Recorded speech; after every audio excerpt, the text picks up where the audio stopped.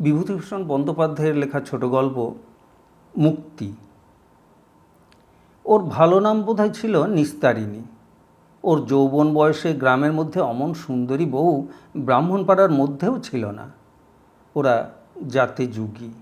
হরিনাথ ছিল স্বামীর নাম। ভদ্রলোকের পাড়ায় ডাকনাম ছিল হরে যুগী।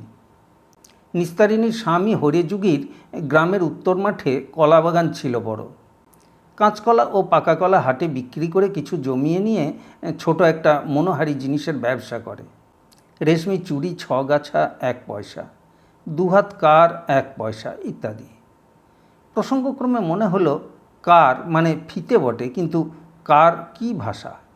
ইংরেজিতে এমন কোনো শব্দ নেই, হিন্দি বা উর্দুতেও নেই, অথচ কার কথাটা ইংরেজি শব্দ বলে আমরা সকলেই ধরে নিয়ে থাকি। যাক সে কথা। হরিযুগীর বাড়িতে 2খানা বড় বড় মেটে ঘর, 1খানা রান্নাঘর, মাটির পাঁচিল ঘেরা বাড়ি। অনেক পুষ্যি বাড়িতে, দুবেলা 15-16খানা পাত পড়ে। হরিযুগীর মা, হরিযুগীর 2টি ছোট ভাই, এক বিধবা ভাগ্নি, তার 2 ছেলে মেয়ে। সংসার ভালোই চলে।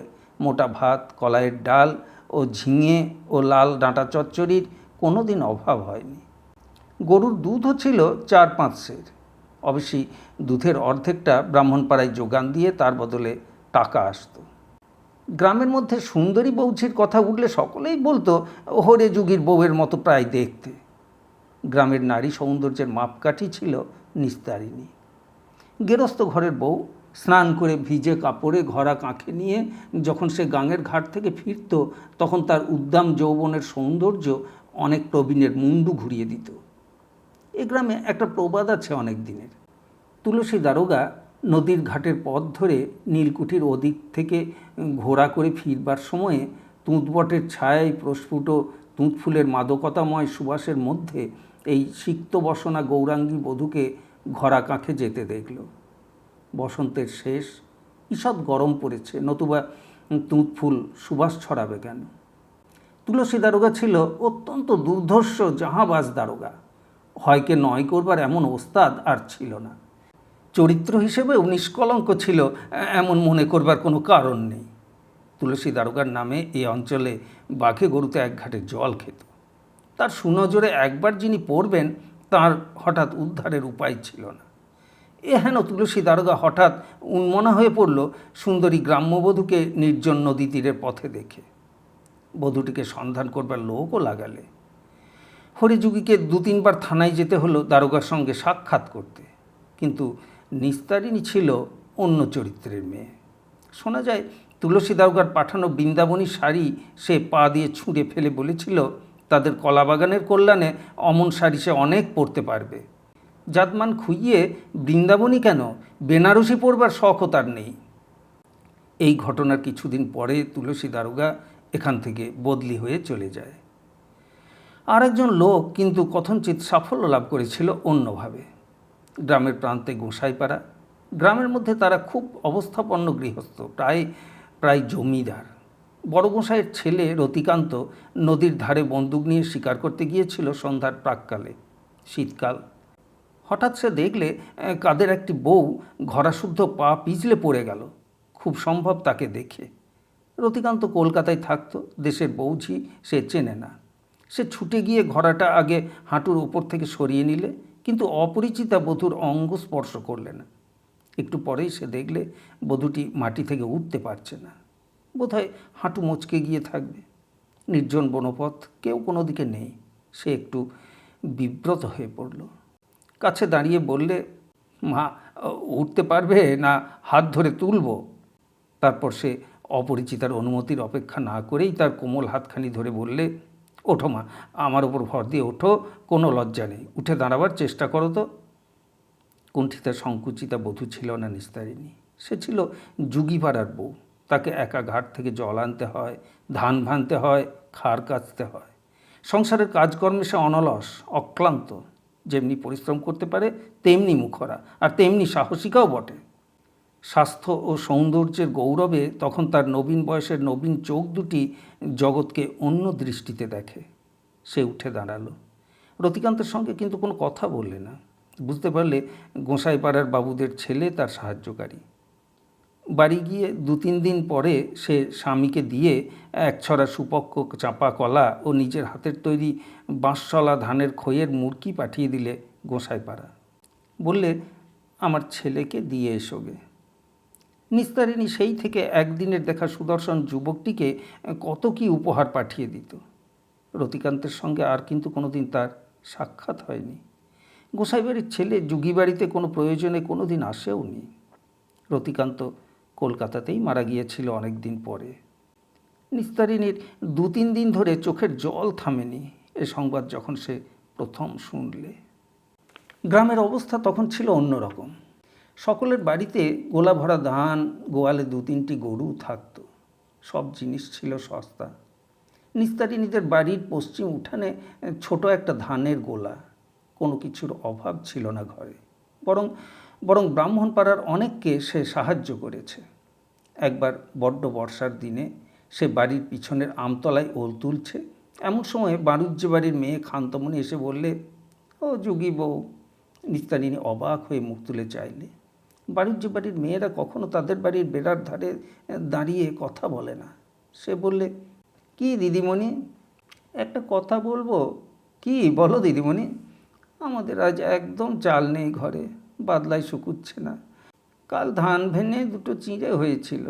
তোমাদের ঘরে চাল আছে, কাঠাখানেক দেবে? নিস্তারিণী এদিক ওদিক চেয়ে দেখলে তার খান্ডার শাশুড়ি কোনো দিকে আছে কি না। পরে বললে, দাঁড়াও দিদিমণি, দেবানি চাল ঘরে আছে, শাশুড়িকে লুকিয়ে দিতে হবে। দেখতে পেলে বড্ড বকবে আমারে। তা বকুকে, তা বলে বামুনের মেয়েকে বাড়ি থেকে ফিরিয়ে দেব? আরেকবার বাণিজ্য বাড়ির বউ তার বৃদ্ধা শাশুড়িকে ঝগড়া করে বাড়ি থেকে তাড়িয়ে দিয়েছিল। সে বউ ছিল গ্রামের মধ্যে নামডাকওয়ালা খান্ডার বউ। শাশুড়ির সঙ্গে প্রায়ই ঝগড়া বাঁধাত। কেরোসিনের টেমি ধরিয়ে শাশুড়ি মুখ পুড়িয়ে দিয়েছিল। পাড়ার কেউ ভয়ে বৃদ্ধাকে স্থান দিতে পারেনি। যে আশ্রয় দেবে তাকেই বড় বউয়ের গালাগালি খেতে হবে। যুগী বউ দেখলে বাণিজ্য বাড়ির বেড়ার কাছে বড় সেগুনতলার ছায়ায় ঠাকুরুন চুপ করে দাঁড়িয়ে হাপুস নয়নে কাঁদছেন। ও গিয়ে বললে, ঠাকুরুন আসুন, আমাদের বাড়ির দাওয়াতে বসবেন। বড় বউ বকেছে বুঝি? ঠাকুরুন সূচি বেয়ে মানুষ। তাছাড়া বাণিজ্য বাড়ির গিন্নি হয়ে যুগী বাড়ি আশ্রয় নিলে মান থাকে না। সুতরাং প্রথমে তিনি বললেন, না বউ, তুমি যাও। আমার কপালে যখন চিরদিনের, তখন তুমি একদিন বাড়িতে ঠাঁই দিয়ে আমার কি করবে? নগের বউ যেদিন চটকা তলায় চিতেই শোবে, সেদিনটি ছাড়া আমার শান্তি হবে না। ওই কালনাগিনী যেদিন আমার নগের ঘাড়ে চেপেছে। নিস্তারিণী ভয়ে ভয়ে বললে, চুপ করুন নগিন্নি, বউ শুনতে পেলে আমার স্তক রক্ষা রাখবে না। আসুন আপনি আমার বাড়িতে, এইখানে দাঁড়িয়ে কষ্ট পাবেন কেন মিথ্যে? নগিন্নিকে বাড়ি নিয়ে গিয়ে সে নিজের হাতে তাঁর পা ধুয়ে দিয়ে পিঁড়ি পেতে দাওয়ায় বসালে। কিছু খেতে দেওয়ার খুব ইচ্ছে থাকলেও সে বুঝলে বড় ঘরের গিন্নি ঠাকুরুন এ বাড়িতে কোনো কিছু খাবে না। খেতে বলাও ঠিক হবে না, সে ভাগ্য সে করেনি। অনেক রাত্রে গিন্নির বড় ছেলে নগেন খুঁজতে খুঁজতে এসে যখন মায়ের হাত ধরে নিয়ে গেল, তখন নিস্তারিণী অনেক অনুনয় বিনয় করে বড় এক ছড়া মর্তমান কলা তাকে দিয়ে বললে, নিয়ে যান দয়া করে, আর তো কিছুই নেই। কলা বাগান আছে, কলা ছাড়া মানুষকে হাতে করে আর কিছু দিতে পারি না। তার স্বামী সেবার রামসাগরের চড়কের মেলায় মনোহারী জিনিস বিক্রি করতে গেল। যাবার সময় নিস্তারিণী বললে, ওগো, আমার জন্যে কি আনবা? কি নেবা বলো? ফুলন শাড়ি আনবো? না শোনো, ওসব না, একরকম আলতা উঠেছে, আজ মজুমদার বাড়ি দেখে এলাম। কলকাতা থেকে এনেছে মজুমদার মশাইয়ের ছেলে, শিশিনিতে থাকে। কি একটা নাম বললে ভুলে গেছি। শিশিনিতে থাকে? হ্যাঁ গো, সে বড় মজা। কাঠির আগায় তুলে দেওয়া, তাতে করে মাখতে হয়। ভালো কথা, তরল আলতা। দাম কত? 10 পয়সা। হ্যাঁ গা, আনবে এক শিশিনি আমার জন্যে? দেখবো এখন, গোটা 5 টাকা যদি খেয়ে দিয়ে মুনাফা রাখতে পারি, তবে এক শিশিনি ওই যে কি আলতা তোর জন্য ঠিক এনে দেব। এইভাবে গ্রামের ব্রাহ্মণ পাড়ার সাথে টেক্কা দিয়ে নিস্তারিণী প্রসাধন দ্রব্য ক্রয় করেছে। তাদের পাড়ার মধ্যে সেই তরল আলতা পায়ে দেয়। শূদ্র পাড়ার মধ্যে ও জিনিস একেবারে নতুন, কখনো কেউ দেখেনি। আলতা পড়বার সময় যেই দেখতো সেই অবাক হয়ে থাকতো। হাজরি বুড়ি মাছ বেচতে এসেছে একদিন, সে অবাক হয়ে বললে, হ্যাঁ বড় বউ, অশিশিনিতে কি বাঁকাচ্ছ পায়ে? নিস্তারিণী সুন্দর রাঙা পা দুখানি ছড়িয়ে আলতা পরতে বসেছিল। একগাল হেসে বললে, এ আলতা দিদিমা, এরে বলে তরল আলতা। ও মা, পাতা আলতাই তো দেখে এসেছি চিরকাল, শিশিনিতে আলতা থাকে কখনো শুনিনি। কালে কালে কতই দেখলাম, কিন্তু বড় চমৎকার মানিয়েছে তোর পায়ে বউ। এমনি টুকটুকে রং, যেন জগদ্ধাত্রী পিতিমের মতো দেখাচ্ছে। এসব 30-35 বছর আগেকার কথা। শীতের সকালবেলা ওদের বড় ঘরের দাওয়ায় ছেঁড়া মাদুরে ছেঁড়া কাঁথা গায়ে নিস্তারিণী শুয়ে আছে। সংসারের সাবেক অবস্থার নেই। হরিযুগী বহুদিন মারা গিয়েছে। হরিযুগীর একমাত্র ছেলে সাধনও আজ 3-4 বছর একদিনের জ্বরে হঠাৎ মারা গিয়েছে। সুতরাং নিস্তারিণী এখন স্বামী পুত্রহীনা বিধবা। তার শাশুড়ি এখনও বেঁচে আছে, আর আছে এক বিধবা জা, জায়ের এক মেয়ে, এক ছেলে। 35 বছর আগের সেই উচ্ছল যৌবনা সুন্দরী গ্রাম্য বধূটিকে আজ আর রোগগ্রস্তা, শীর্ণকায়া, মলিন বসনা প্রৌঢ়ার মধ্যে খুঁজেও পাওয়া যাবে না। হরিযুগের মৃত্যুর সঙ্গে সঙ্গে তাদের সে গোয়াল ভরা গরু ও গোলা ভরা ধান অন্তর্হিত হয়েছে। ঘরের চালে খড় নেই। 3-4 জায়গায় খুঁচি দেওয়া খসে পড়া চালে বর্ষার জল আটকায় না। গত বর্ষায় চালের ওপর উচ্ছে লতা গজিয়ে একদিকে ঢেকে রেখেছে। মাটির দাওয়ার খানিকটা ভেঙে পড়েছে। পয়সার অভাবে সারানো হয়নি। কষ্টে সৃষ্টে সংসার চলে। সংসারের কর্তা, যার আয়ে সংসারের স্ত্রী, সে চলে যাওয়ায় নিস্তারিণীর আদর এ বাড়িতে আর নেই। আগে ছিল সেই সংসারের কর্ত্রী, এখন তাকে পরের হাততলা খেয়ে থাকতে হয়। তার ছেলে সাধন বাপের মনোহারি দোকান আর কলাবাগান কোনো রকমে বজায় রেখেছিল। 3 বছর আগের এক ভাদ্র মাসে খুব বৃষ্টির পরে সাধন নদীর ধারে কলাবাগানে কাজ করতে গিয়ে সেখানে মারা যায়। কেন মারা যায় তার কারণ কিচ্ছু জানা যায়নি। সন্ধ্যা পর্যন্ত সাধন ফিরল না দেখে তার ঠাকুমা নাতিকে খুঁজতে বার হচ্ছে। এমন সময় বেলেডাঙ্গার 2জন মুসলমান পথিক এসে খবর দিলে সাধন মুখ গুঁজরে কলাবাগানের ধারের পথে কাদার উপরে পড়ে আছে। দেহে বোধহয় প্রাণ নেই। সকলে ছুটতে ছুটতে গেল। গ্রামের লোক ভেঙে পড়ল। সকলে গিয়ে দেখলে সাধন সত্যিই উপুর হয়ে কাদার উপর পড়ে, সর্বাঙ্গে কাদামাখা। তার উপর দিয়ে এক পশলা বৃষ্টিও হয়ে গিয়েছে।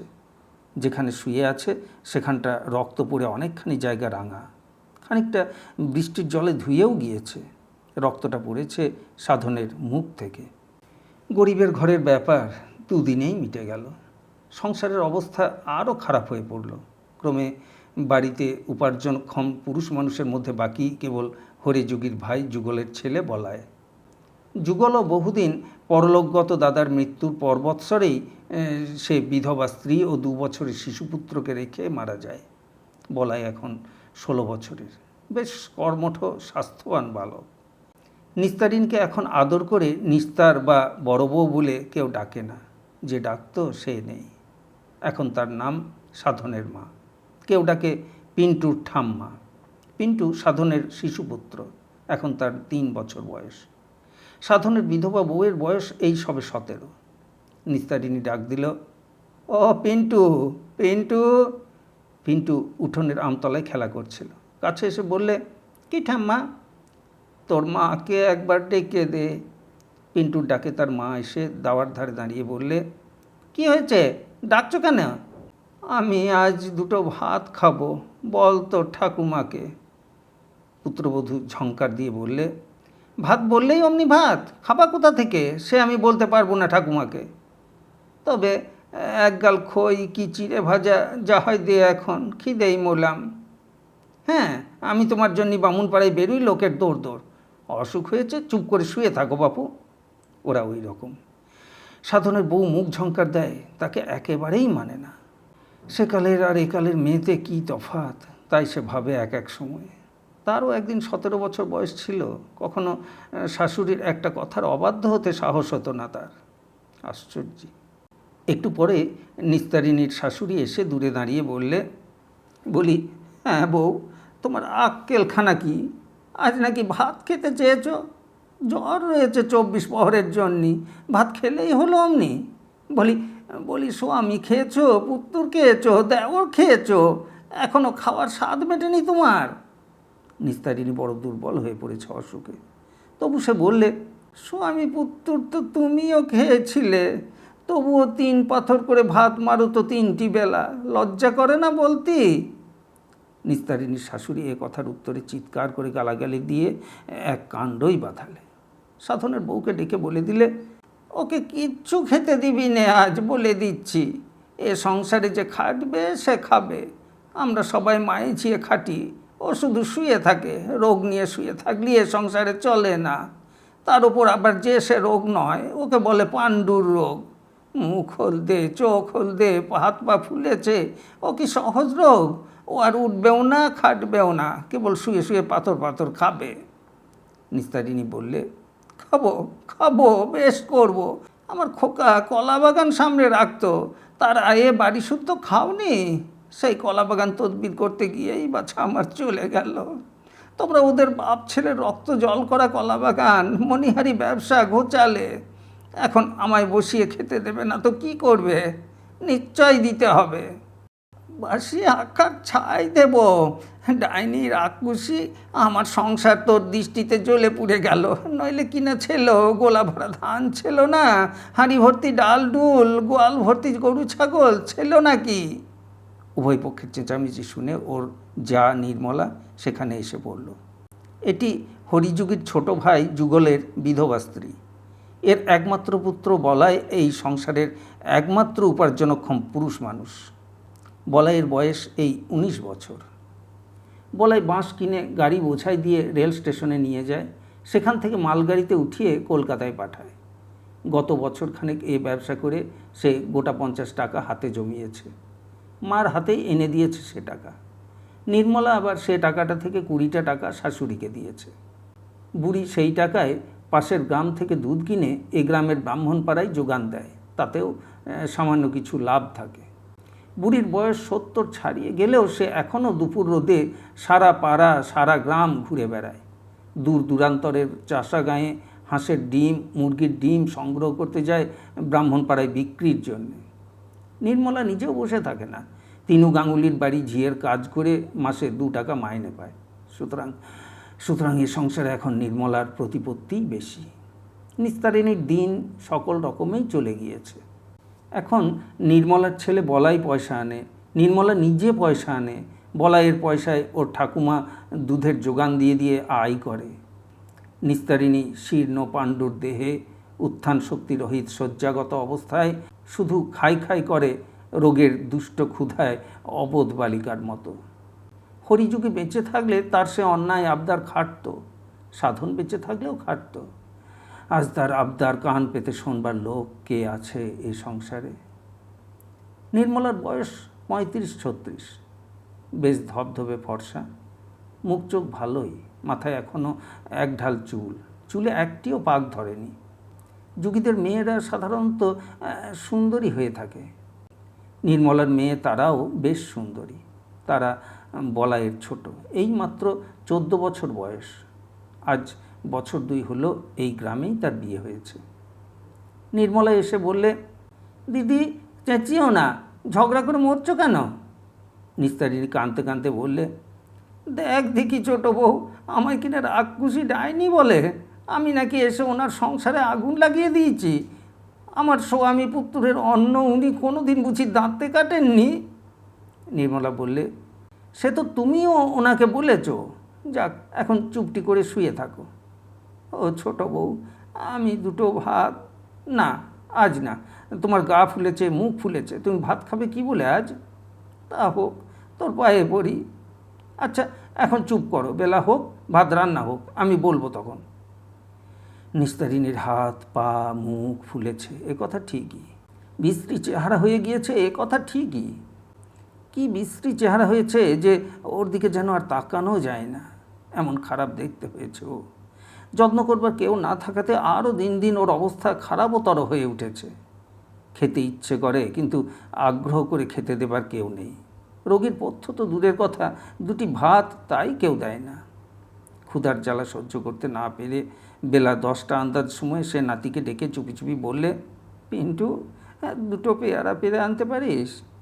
পিন্টুর মা ছেলেকে বলে, খবরদার যাবিনি বুড়ির কাছে, ও ওর পাণ্ডুর রোগ হয়েছে, ছোঁয়াচে রোগ। ছেলে খেয়ে বসে আছে ডাইনি, আবার নাতিকে খাবার জোগাড় করছে। ঠ্যাং ভেঙে দেবো যদি ওর কাছে যাবি। বেলা দুপুরের পর সে ভীষণ জ্বরে বিকেল পর্যন্ত অঘোরে বেহুঁশ হয়ে পড়ে রইল। কখন যে বাড়ির লোক খাওয়া দাওয়া করেছে তা সে কিছুই জানে না। যখন তার খানিকটা জ্ঞান হলো তখন ভাদ্র মাসের রোদ প্রায় রাঙা হয়ে উঠোনের আম গাছটা বাঁশঝাড়গুলোর আগায় উঠে গিয়েছে। মুখের কাঁথাটা খুলে দিয়েই ও চিঁচি করে প্রথমেই ডাকলে, পিন্টু, ও পিন্টু। পিন্টু কোথা থেকে ছুটে এসে বললে, কি ঠাম্মা, আমার জন্যই সেই পেয়ারা আনলি? না ঠাম্মা, আনিস নি, ছেলে মানুষ ভুলে গিয়েছিস, বস এখানে। কিন্তু পিন্টু বসতে ভরসা পায় না, মা দেখতে পেলে মার খেতে হবে। সে আনমনে খেলা করতে করতে অন্যদিকে চলে গেল। একটু পরে নিস্তারিণী আবার ডাকলে, ও ছোট বউ, ছোট বউ। কেউ উত্তর দিল না, কারণ কারণ এ সময় বাড়িতে কেউ থাকেই না। আরও দুবার ডাক দিয়ে নিস্তারিণী অবসন্ন হয়ে পড়ল। তার বেশি চেঁচামেচি করবার ক্ষমতা নেই। বেশ খানিকক্ষণ পরে নির্মলার মেয়ে তারা এসে বললে, হ্যাঁ জ্যাঠাইমা, ডাকছিলে? নিস্তারিণী চিঁচি করতে করতে বললে, কাঁদরে কাঁদরে মরে গেলাম, তা যদি তোমাদের একজনও উত্তর দেবে? একজন এমন রুগী বাড়িতে রয়েছে। বস বস এখানে একটু। তারা ওর মায়ের মতো ছিপছিপে গড়নের সুন্দরী বালিকা, নতুন বিয়ের কনে, পাশেই শ্বশুরবাড়ি। নবীন যুগের ছেলে অভিলাষ তার স্বামী, এইমাত্র শ্বশুরবাড়ি থেকেই আসছে। আসবার কারণ অন্য কিছু নয়, অভিলাষ এখনই গরম মুরকি মেখেছে। বালিকা স্ত্রীকে আদর করে বলেছে, তোদের বাড়ি থেকে ধামি নিয়ে আয়, মুরকি খেতে দেব। এই জন্যেই তার আগমন। রোগগ্রস্ত জ্যাঠাইমা বুড়ির বকুনি শুনবার জন্যে সে এখন এখানে বসতে আসেনি। সুতরাং সে বিব্রত মুখে বললে, ও জ্যাঠাইমা, আমি এখন বসতে পারবো না, তোমার জামাই মুরকি মেখেছে, নিয়ে বেলেডাঙায় ফিরি করতে বেরোবে। তোর মা কোথায়? বাড়িতে কেউ নেই, মা গাঙ্গুলি বাড়ি কাজ করতে গিয়েছে, ঠাকুমা নরহরিপুরে হাঁসের ডিম আনতে গিয়েছে। পিন্টুর মা কোথায়? ওই যে শিউলিতলায় বসে বাসন মাজছে, একটু একটু ডেকে দিয়ে যা দেখি মা। পরে সুর খুবই নিচু করে বললে, মা, দুটো মুরগি অভিলাষের কাছ থেকে নিয়ে আয় না, আমার নাম যেন করিস নে। তারা বললে, সে আমি পারবো না, অসুখ গায়ে মুরগি খাবে কি? তারপর শেষকালে ঠাকমা টের পেলে আমায় বকে ভূত ঝাড়াবে। চললাম আমি। ও বৌদিদি, শুনে যাও, জেঠিমা ডাকছে। পুত্রবধূ বিরক্ত মুখে এসে দূরে উঠোনে দাঁড়িয়ে বলি, ডাকের ওপর ডাক কেন? তো আমার সংসারে কাজকর্ম নেই না? তোমার কাছে বসে থাকলে চলবে? কি বলছো বলো? নিস্তারিণী কাতর সুরে বললে, তা রাগ করিস না আমার ওপর বউ, আমায় দুটো ভাত দে। দি, জ্বরে বেহুঁশ হয়ে পড়ে আছো, ভাত না খেলে কি চলে? তবে আমি কি খাবো, খিদে পায় না। আমি জানি নে, আদিক্ষেতার কথা শোনো, খিদে পাই তো আমি কি করব? ঠাম্মা এলে বললো, ঠাকমা না বললি আমি ভাত দিতে পারবো না। পিন্টু কোথায়? একটু ডেকে দে আমার কাছে, বড্ড ইচ্ছে করে দেখতি। পুত্রবধূ ঝঙ্কার দিয়ে বলে উঠল, অত সোহাগের কাজ নেই, ছেলের মাথা খেয়ে বসে আছে, এখন নাতিটি বাকি। নিস্তারিণী মিনতির সুরে বললে, অমন করে বলতি নেই বৌমা, তা দে ডেকে, কিছু হবে না, দে একবার ডেকে। পুত্রবধূ হাত পা নেড়ে বললে, না না, হবে না, তোমার পাণ্ডুর রোগ হয়েছে, বিশ্রী ছোঁয়াচে রোগ, আমি ছেলে পাঠাতে পারবো না তোমার কাছে, গেলি আমারই যাবে, তোমার কি? কথা শেষ করেই মুখ ঘুরিয়ে পুত্রবধূ চলে গেল। নিস্তারিণী দু চোখ দিয়ে ঝরঝর করে জল গড়িয়ে পড়ে ছেঁড়া ময়লা তেলচিটে বালিশটা ভিজিয়ে দিলে। এমন কথাও লোককে লোকে বলে, তাও নিজের পুত্রবধূ। সাধনের নাম রেখেছে ওই ধুলোগুঁড়োটুকু, ওই অবোধ শিশু। মা সাধবে কালী তার মঙ্গল করুন, মঙ্গল করুন। সে না তার ঠাকুরমা। বৌমা বলে কি না গেলে তারই যাবে। সন্ধ্যার কিছু পূর্বে নির্মলা বামুনবাড়ির কাজকর্ম সেরে ফিরে এলো। বড়জয়ের কাছে গিয়ে বললে, কেমন আছো দিদি, দেখি গা দেখি। নিস্তারিণী না ঘুম না জ্বরে আচ্ছন্ন হয়ে পড়েছিল। কপালে ঠান্ডা হাতের স্পর্শ পেয়ে জেগে উঠে বললে, কে ছোট বউ, তুই আবার আমায় ছুঁলি কেন? তোর পাছে পাণ্ডু রোগ হয়, আজ আমায় বৌমা বলেছে। হ্যাঁ ছোট বউ, সাধনের ছেলে আমার কেউ নয়, বলো তুমি। নিস্তারিণী নিঃশব্দে কাঁদতে লাগলো। নির্মলা বললে, চুপ করো দিদি, সবই তোমার কপাল। কৃত্রিমের মতো বউ ছিলে, সব তো দেখেছি। স্বভাব চরিত্রের সম্বন্ধে কেউ একটা কথা বলতে পারেনি কোনো দিন। কেন দেওরদের কোলে পিঠে করে মানুষ করিনি? আমি যখন ঘর করতে এলাম তোর স্বামী তখন 9 বছরের ছেলে, আমার পাত থেকে বেগুন পোড়া ভাত মেখে খেত। আর আজ আমি হয়েছি নাকি ডাইনি? চুপ করো দিদি, এসব কথা আমি সব জানি। এখন কি খাবে তাই বলো। নিস্তারিণী মিনতির সুরে বললে, 2টো ভাত। না, আমায় বকিও না। সারাদিন কাজ করে দুঃখ ধান্দা করে এলাম, 2টো মুড়ি নিয়ে এসেছি। শোন ছোট বউ, অভিলাষ আজ গরম মুরকি মেখেছে, তারা বলে গেল। না, সেসব হবে না। গুড়ের মুরকি জ্বর হলে খায় না। দুটো দুটো তেল নুন দিয়ে মুড়ি মেখে দিকে খেয়ে 1 ঘটি জল খেয়ে আজ রাত্রির মতো পড়ে থাকো। শুনেছ কাণ্ড? বাজারে নাকি চালের পালি 1.5 টাকা। ভাত আর খাতি হবে না। বলাই আর কত রোজগার করবে? কি করে এই বিধবার পুরি চালাবে? ধান ফুরিয়ে এসেছে, এবার আমাদের মতো গরিবদের না খেয়ে মরণ। নিস্তারিণী স্তব্ধ হয়ে শুনলে। অসুস্থতার দরুন সে বহুদিন বৈষয়িক ব্যাপারে নিস্পৃহ। তবুও 1.5 টাকা 1 পালি চাল শুনে সে যেন অত জ্বরের ঘোরের মধ্যেও চমকে গেল। সেকালে যে তাদের গোলার ধান বিক্রি হয়েছে 18 আনা করে সরু বাঁশশলা কি চামরমণি ধানের মন। মনে আছে একবার তার প্রথম পুত্রের অন্নপ্রাশনের জন্য গোলা থেকে 25 টাকার ধান বিক্রি হয়। 5 শিকা ছিল 1 মণ ধানের দাম। নিজের হাতে সে কত ধান বিলিয়ে দিয়েছে। একবার গায়ে আকাল হয়েছিল, টাকায় 350 হয়ে উঠল চালের দাম।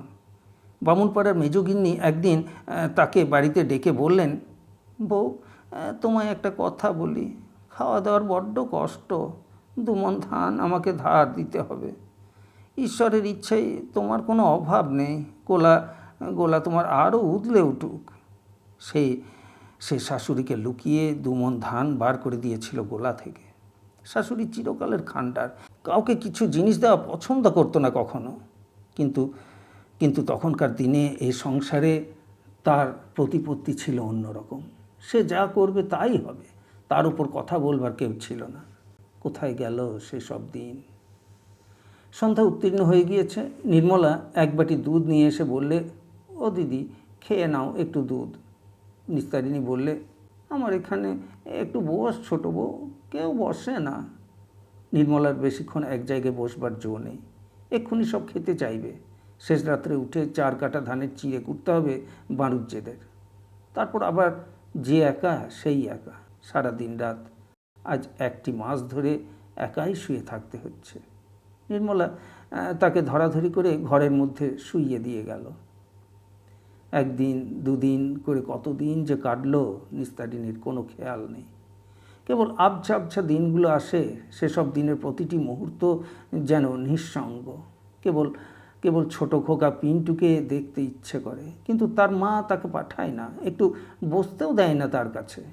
পুত্রবধূ হয়ে শাশুড়িকে দেখতে পারে না, তার নাকি ছোঁয়াচে রোগ হয়েছে বলে। আর কেবল সবাই বকে। একদিন সে শুয়ে শুয়ে লক্ষ্য করলে আর আকাশে বৃষ্টি হয় না। হলদে রঙের রোদ বাঁশঝাড়ে আম গাছের মাথায়, তেলাকুচো লতায় সাদা সাদা ফুল ধরেছে। বলাইয়ের হাতে পোঁতা উঠোনের রাঙা ডাঁটা শাক ক্রমে ফুরিয়ে আসছে। বর্ষাকাল তাহলে চলে গিয়েছে। পুত্রবধূ আমতলায় কাঠ কাটছে, জিজ্ঞেস করলে, ও বৌমা, এটা কি মাস? সে খোঁজে কি দরকার তোমার? বলো না বৌমা, শেষা ভাদ্র, তোমার কি হুঁশ পরন আছে? সেদিন চাবড়া ষষ্ঠী গেল, খোকাকে তোমার আশীর্বাদ করা দরকার। তোমার কাছে গিয়ে ডাকলে তা যদি একটা কথা বললে। বিকেলে ওপাড়ার বুধো গোয়ালার মা দেখা করতে এসে বললে, ও মা, কি চেহারা হয়েছে! আহা, কতদিন আসিনি। বলি, শুনছি বড্ড অসুখ, একবার দেখে আসি। উদুরি হয়েছে বুঝি? পেট যে ফুলেছে। সোনার পিতিমের চেহারা ছিল বৌমার। আমি তো আজকের লোক নই। যখন হরি প্রথম বিয়ে করে এলো, ওই আমতলায় দুধে আলতার পিঁড়িতে দাঁড়ালো, বেশ মনে আছে। রূপে একেবারে ঝলক দিয়ে গেল যেন। সে চেহারার আর কিচ্ছু নেই। এমন নক্ষী বউ, তার এত কষ্টও ছিল অদৃষ্টে। নিস্তারিণী যেন সব বিষয়ে নিস্পৃহ উদাসী হয়ে পড়েছে। এসব কথা শুনে যায় বটে, কিন্তু কার বিষয়ে কে যেন কথা বলছে। সেকালের সে বড় বউ তো কোন কালে মরে হেজে গিয়েছে। সে রূপসী লক্ষ্মীর মতো সংসার জোড়া বড় বউ কোথায় আজ? কেবল কেবল খেতে ইচ্ছে হয়। পান্তা ভাত কতকাল খায়নি, কেউ দেয় না, দেখাই করে না এসে। সন্ধ্যার পরে নির্মলা এসে একটু কাছে বসে, বলে, ও দিদি, তোমার জন্য একটা জিনিস এনেছি মনির বাড়ি থেকে। নিস্তারিণী ব্যগ্রভাবে বলে, কি কি? চুপ করো, দুটো তালের বড়া গিন্নি ভাজছে, তা আমাকে খেতে দিলে। কতকাল খায়নি, দে। নির্মলা বেশিক্ষণ বসতে পারে না। রান্না করে খই ভেজে দিতে হবে জামাই অভিলাষকে। তারা বলে দিয়েছে কাল মুরগি মাখবে সকালবেলা। সে মুরগির ব্যবসা করে, কিন্তু খই ভাজা কাজটা মেয়ে মানুষের, পুরুষের নয়। ওটা শাশুড়ির বিনা সাহায্যে সম্পূর্ণ হয় না। রান্নাঘরে যেতে সাধনের বউ বললে, কাকিমার বুড়ির কাছে রোজ বসা চাই, অমন ফুলে ঢোল হয়ে উঠেছে, বাপের দেহ তাই কষ্ট পাচ্ছে, নইলে মরে যেত কোন কালে। নির্মলা ধমক দিয়ে বললে, অমন বলিস নে বৌমা, মুখে পোকা পড়বে। সতীনক্ষী মেয়ের নামে কিছু বললো না? তোর আপন শাশুড়ি না? তুই ওসব কথা মুখে বের করিস কি করে? আজই না হয় ও অমন হয়ে গিয়েছে, ও যে কি ছিল আমি সব দেখেছি। এই সংসারের যা কিছু ঝক্কি চিরডাকাল ও পুইয়েছে। দেওরদের মানুষ করা, বিয়ে থাওয়া দেওয়া, ও না থাকলে সংসার টিকতো না। আজ না হয় ওর। সাধনের বউ ঠোঁট উল্টে বললে, হোক গে বাপু, ও নিজের ছেলে খেয়েছে, ওর ওপর আমার এতটুকু ছেদ্দা নেই, যতই বলো। ও খেয়েছে? কি বলিস বৌমা, ও ছেলে খেয়েছে? যাবার অদেষ্টে যাই চলে, কার দোষ দেব? তাহলে তো তোকেও বলতে পারি তুই স্বামী খেয়েছিস। এই কথার উত্তরে খুড়শাশুড়ি ও বউয়ে তুমুল ঝগড়া বেঁধে উঠল। আশ্বিন মাসের মাঝামাঝি, পুজো প্রায় এসে পড়েছে। নিস্তারিণী একেবারে উত্থান শক্তিহীন হয়ে পড়েছে। দিনের অর্ধেক সময় তার জ্ঞান থাকে না। একবার চেতনা সজাগ হয়ে ওঠে, তখন কেবল এদিক ওদিক চেয়ে নাতিকে খোঁজে, নির্মলাকে খোঁজে। ওর মলিন বিছানা ও সারা দেহে কেমন একটা দুর্গন্ধ বলে আজকাল কেউই কাছে আসতে চায় না। কেবল খাওয়ার সময় কোনোদিন নির্মলা, কোনোদিন বা সাধনের বউ দুটি ভাত দিয়ে যায়। সেদিনও চোখ মেলে ভাত খাবার চেষ্টা করলে, কিন্তু পারলে না। অনেকক্ষণ পরে পুত্রবধূ বললে, ভাত খাওনি যে, খাইয়ে দেব? নিস্তারিণী অবাক হয়ে গেল অসুখের ঘোরের মধ্যেও। বললে, তাই দে বৌমা। সাধনের বউ ভাত দুটি খাইয়ে এঁটো থালা নিয়ে চলে গেল। একটু পরে নির্মলা বাড়ি এলো। রোগীকে দেখতে গিয়ে ওর মনে হলো অবস্থা ভালো নয়। আপন মনে বললে, ঠাকুর, ওকে মুক্তি দাও, বড্ড কষ্ট পাচ্ছে। প্রতিদিন সন্ধ্যায় যেমন নিস্তারিণীর জ্ঞান হয়, আজও তেমনি হলো। যাকে অবোধ বালিকার মতো আবদারের সুরে বললে, দুটো পান্তা ভাত আর ইলিশ মাছ ভাজা খাবো। নির্মলা 2-3 দিন চেষ্টার পরে অতি কষ্টে এই যুদ্ধের বাজারে ইলিশ মাছ জুটিয়ে এনেছিল, কিন্তু যাকে খেতে দিতে পারেনি। নিস্তারিণীর অবস্থা ক্রমেই খারাপের দিকে ঝুঁকল পরদিন দুপুর থেকে। সে অসুখের ঘোরে কোন বিস্তৃত পথ বেয়ে ফিরে গেল তার যৌবন দিনের দেশে। বাণিজ্যদের নগিন্নি যেন এসে হেসে হেসে বলছেন, আমায় আজ 2 কাঠা চাল ধার দিতে হবে বউ। বৌমা তাড়িয়ে দিয়েছে বাড়ি থেকে, তুমি না দিলে দাঁড়াবো কোথায়? যেসব লোক কতকাল আগে চলে গিয়েছে, তারা যেন এসে দিন রাত ওর বিছানার চারিপাশে ওকে ঘিরে ভিড় করছে। বহুদিন শরৎ অপরাহ্নের মতো হাট থেকে ফিরে ওর স্বামী যেন হাসি মুখে বলছে, ও বড় বউ, কলা বিক্রির দরুন টাকাগুলো এই নাও, তুলে রেখে দাও। আর এই ইলিশ মাছটা ভারী সস্তা আজ হাটে। ওর সব দুঃখ, সব অপমান, অনাদরের দিনের হঠাৎ আজ এমন অপ্রত্যাশিতভাবে অবসান হলো কীভাবে? নিস্তারিণী অবাক হয়ে যায়, বুঝতে পারে না কোনটা স্বপ্ন কোনটা সত্য। সে একগাল হেসে স্বামীর হাত থেকে ইলিশ মাছটা নেবার জন্যে হাত বাড়ায়। নির্মলা চোখ মুছতে মুছতে বললে, সতীনক্ষী স্বর্গে চলে গেল। বৌমা পায়ের ধুলো নে। তারপর সে নিজেও ঝুঁকে পড়ে মাতৃসমা বড় জায়ের পায়ে হাত ঠেকায়।